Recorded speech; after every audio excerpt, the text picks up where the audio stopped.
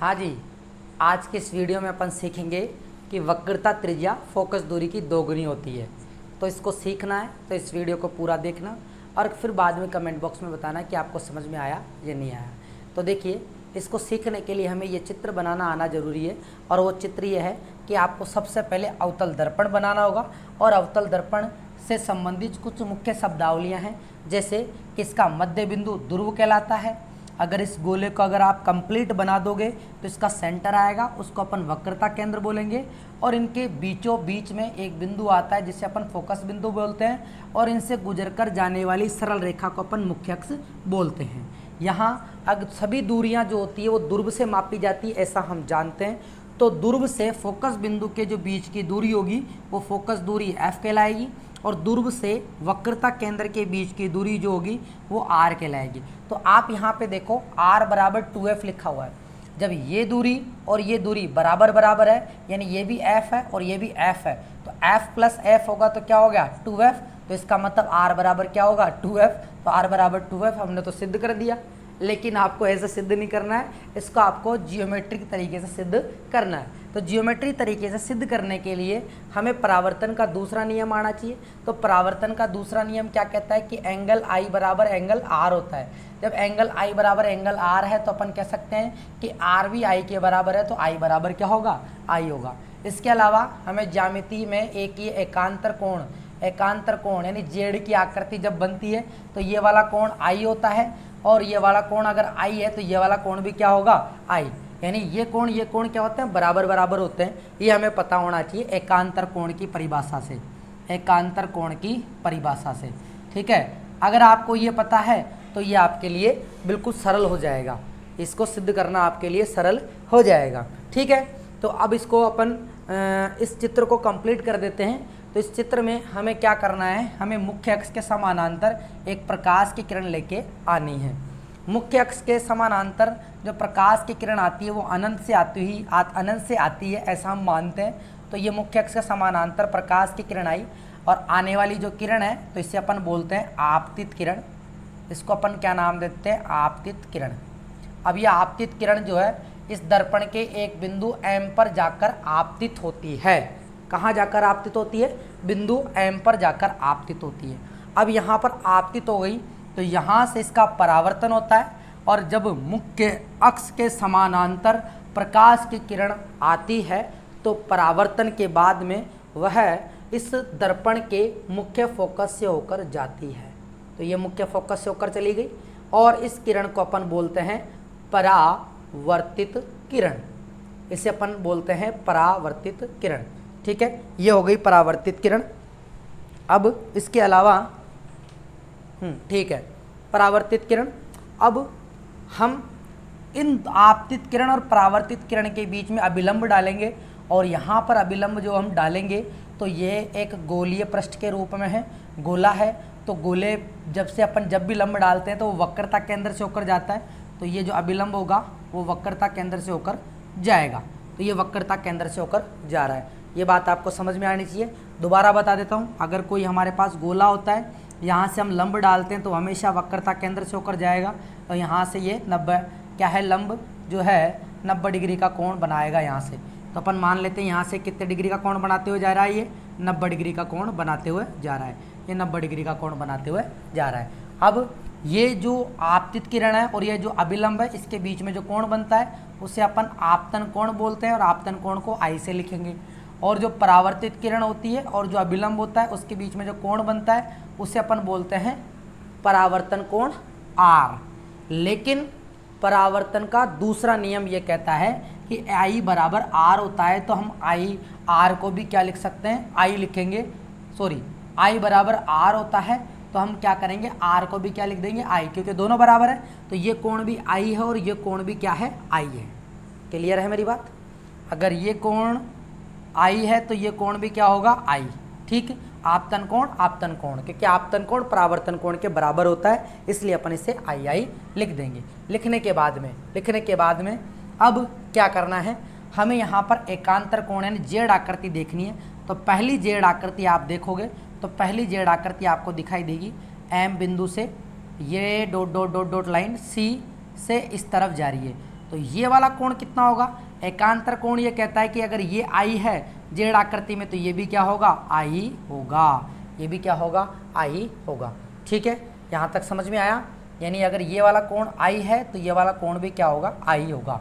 अब इसके बाद क्या करना है, इसके बाद हमें एक और जेड दिखाई दे रहा है, देखो ये वाला जेड और दिखाई दे रहा है, तो ये वाला कोण कितना होगा, तो देखो जब ये वाला कोण आई और ये भी आई और आई को जोड़ेंगे तो कितना हो जाएगा, 2i, क्या हो जाएगा, 2i।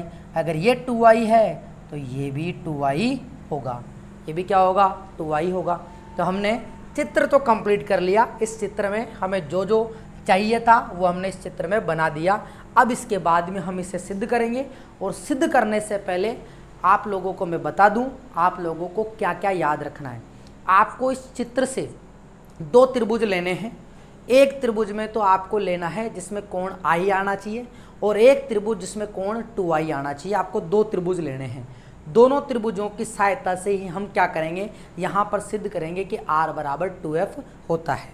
ये बात तो आप सब समझ गए होंगे। इसे तो मैं रफ कर देता हूँ, मिटा देता हूँ। चित्र हमने समझ लिया।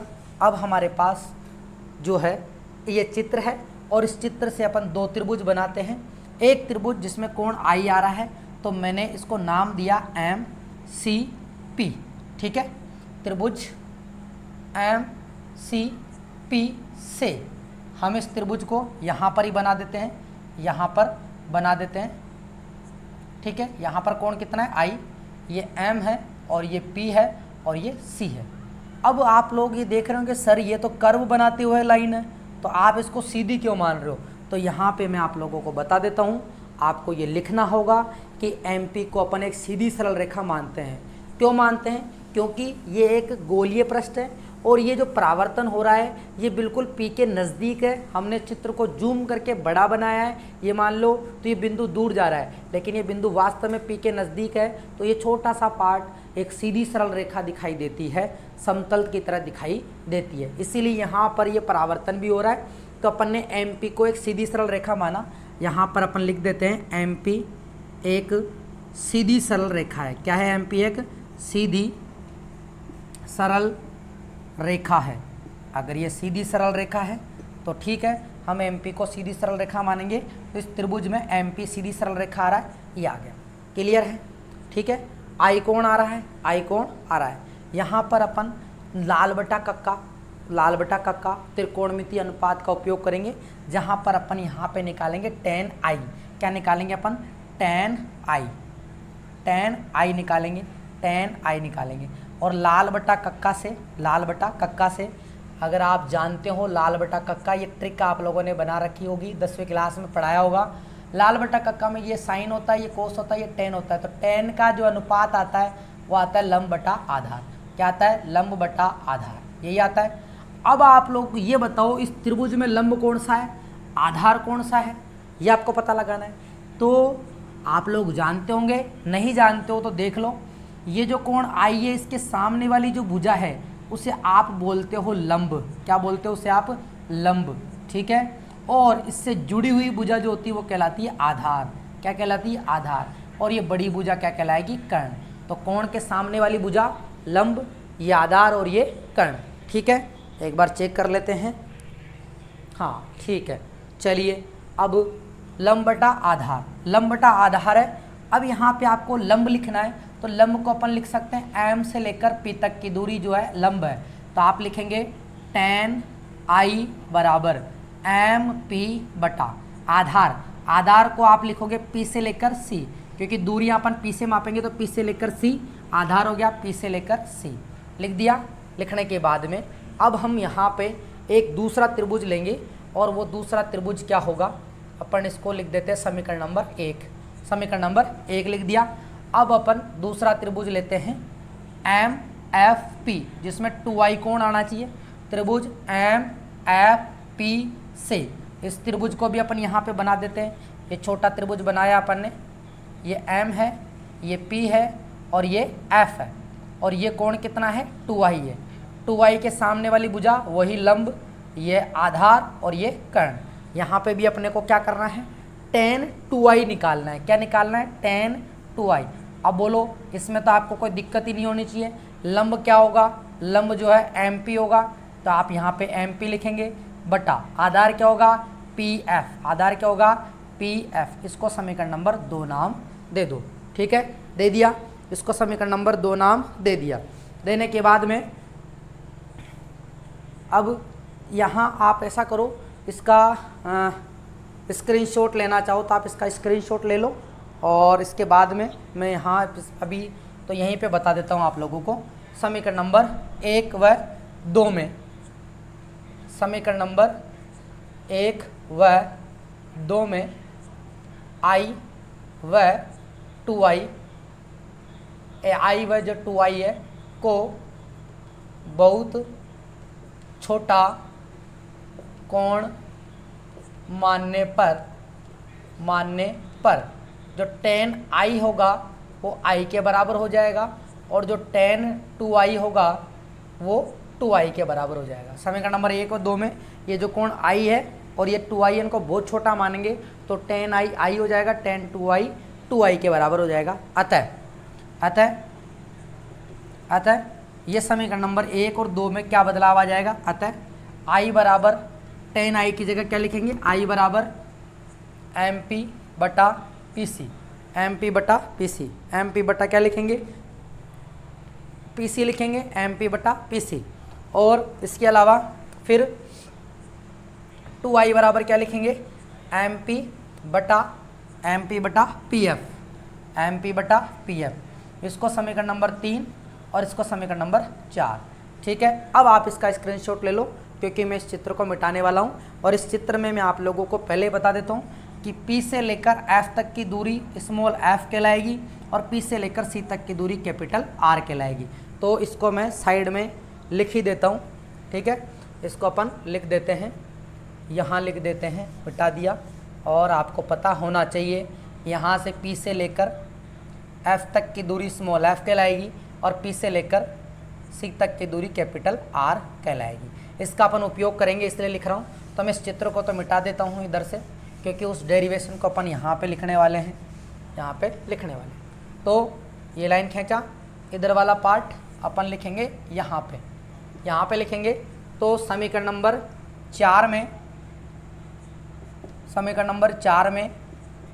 3 का मान रखने पर, अब आप क्या करो, समीकरण नंबर 4 में 3 का मान रखोगे। समीकरण नंबर 4 में क्या है 2I, तो इस I की जगह समीकरण नंबर 3 से मान उठा के रख दो, तो रखेंगे 2 मल्टीप्लाई I की जगह समीकरण नंबर 3 से मान MP बटा PC बराबर में क्या है MP बटा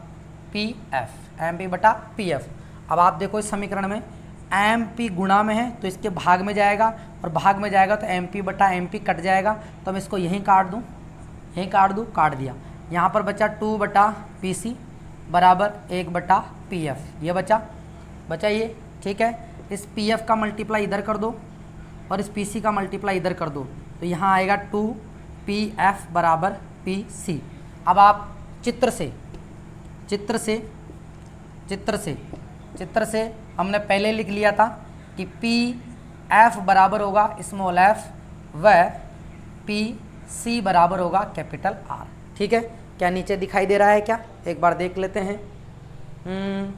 PF बराबर स्मॉल f और PC बराबर कैपिटल R हो गया। अब आप यहाँ पे इस समीकरण में रख दो मान। रखने पर क्या होगा, रखने पर यहाँ PF की जगह आपको स्मॉल f रखना है, PC की जगह कैपिटल R रखेंगे, तो 2PF की जगह क्या रखा स्मॉल f, और PC की जगह क्या रखा कैपिटल R। तो R बराबर क्या आ गया, R बराबर 2F। यही हमें सिद्ध करना था, R बराबर 2F। तो हमने ये सिद्ध कर दिया, हैंस प्रूव्ड, इति सिद्धम कि वक्रता त्रिज्या फोकस दूरी की दोगुनी होती है। तो उम्मीद है आप लोगों को ये समझ में आ गया होगा। अगर आप लोगों को कुछ दिक्कत आ रही है तो आप इस वीडियो को वापस बैक जाकर देखें, 1 नहीं 2 बार देखें, आपको ज़रूर समझ में आएगा। और कमेंट बॉक्स में ज़रूर बताना कि आपको ये वीडियो कैसा लगा और आपको और किस टॉपिक के ऊपर वीडियो चाहिए। तो मिलते हैं अगले नेक्स्ट शानदार टॉपिक के साथ में। तो तब तक के लिए जय हिंद, जय भारत, थैंक यू।